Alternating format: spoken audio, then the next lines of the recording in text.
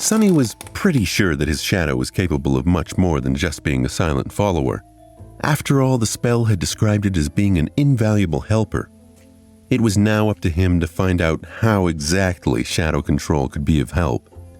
As in many other matters having to do with aspects, there was a certain level of instinctual understanding buried deep inside his subconscious. This understanding was either given to him by the spell or was something innate to every awakened. Sonny just had to sense the subconscious knowledge and learn how to put it into practice. Once again, he concentrated on sensing his body and spirit, then commanded the shadow to perform a series of simple motions.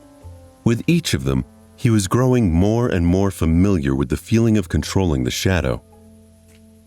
Pretty soon, it was as natural to him as breathing and walking. The shadow felt like part of his body. Satisfied with this initial result, Sonny carefully gave it a new command. Without pause, the shadow separated itself from the soles of his shoes, walked to the other end of the room, and turned around, staring at him in slightly mocking silence. Sonny was left without a shadow. He smiled in amusement.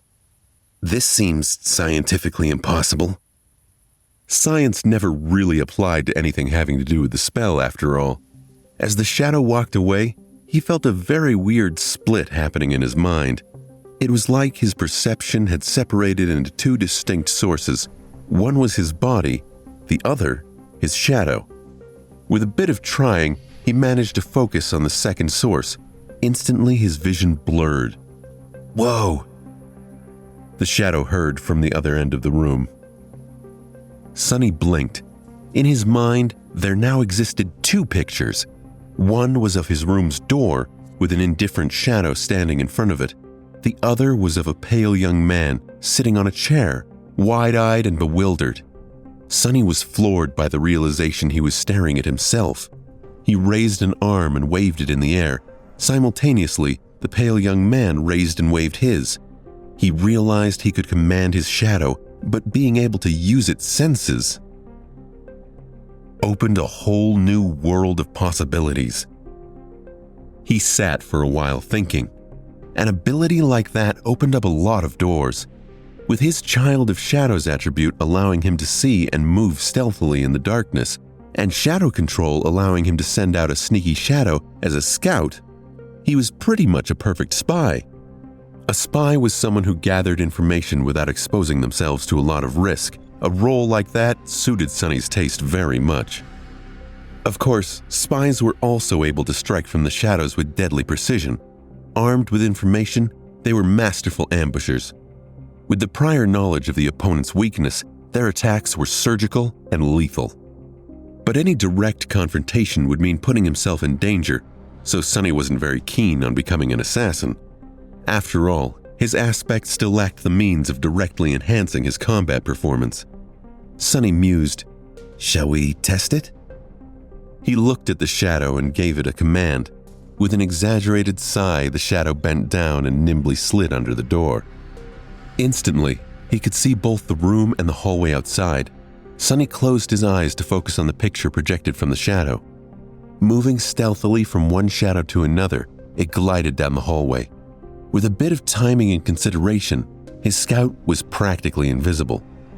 Sonny passed by a couple of sleepers and listened in on their conversation. Not finding it very interesting, he continued forward. Finally, the shadow stopped at a corner. To its left were the elevators, to its right, the way to the girls' dormitory. All sorts of provocative images immediately entered Sonny's head. He blushed. Oh my. With this ability, it was very easy to fall into utter depravity, but he would never violate others in that way. Sonny directed his scout to hide in the shadow of a passing sleeper and followed him to the elevators. Sonny continued to order his shadow around the winding corridors of the academy. He wasn't looking for anything in particular, really just practicing his ability. This wandering brought his shadow into a large dojo.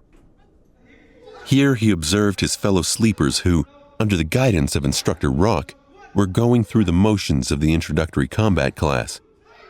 Today was mainly dedicated to testing their general competency and abilities.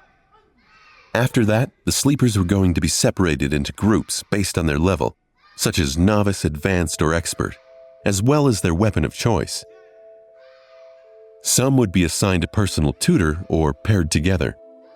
Currently, sleepers were taking turns delivering their strongest punches to a wide plate attached to a special measuring machine. After each strike, the machine would display a number corresponding to the sleeper's physical strength. In theory, a machine like that was not hard to build. However, considering that many sleepers had combat-oriented aspects that enhanced their might in a variety of ways, it was a marvel of engineering and durability. Their technique and training also affected the final result. Most people were getting numbers ranging from 10 to 14. It was considered a good result, something that only the most athletic people could reach. However, a lot of sleepers, obviously those with enhancing aspects, were able to achieve a score of 15 or even 16. Sonny considered how he'd perform if he did take combat classes. I would probably get 10 or 11. Then he suddenly perked up, noticing that it was his turn for Nephis, the highest-ranked sleeper of their batch, to strike the plate. The slender girl approached the machine and, without much preparation, delivered a sudden, crushing blow. Sonny wasn't very well versed in martial arts, but even he was impressed by the flawless economy and speed of her execution. Sonny thought to himself, she must have a lot of training. Nephis was becoming more and more intriguing.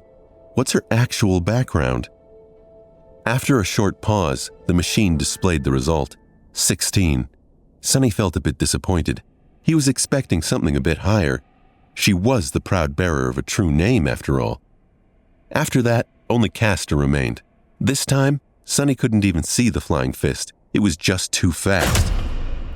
The machine trembled and took more time to calculate. Finally, two numbers appeared. Castor scored a 21. Everyone gaped at the display, stunned. More than a few admiring looks were thrown at Castor, who simply bowed and took a step back. Instructor Rock smiled. Not bad. Now we will move to sparring and evaluate your general level of training. I need 2 volunteers to begin. Nephis was the first to step forward and walk to the center of the ring. A couple of seconds later, a tall and extremely muscular sleeper followed and faced her. Awakened Rock stood between them. The rules are simple. Make your opponent's back touch the floor or throw them out of the ring. Use whatever abilities and techniques you find appropriate. In his room, Sonny was on the edge of his seat. Oh, the show is starting! Watching sleepers fight each other was not only entertaining, but could also provide Sonny with knowledge of their powers. Back in the room, he leaned forward and rested his chin on his palms. Go, Nephis! The tall guy attacked without wasting any time. His muscles bulged, threatening to tear the soft fabric of his white dobok. He advanced like an unstoppable mountain, sending a vicious kick flying. A second later, he was laying on the floor with a dumbstruck look on his face. Nephis didn't even change her stance.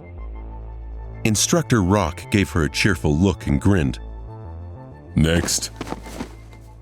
What followed could only be described as a massacre. One after another, Nephis managed to defeat almost every single sleeper present in the dojo.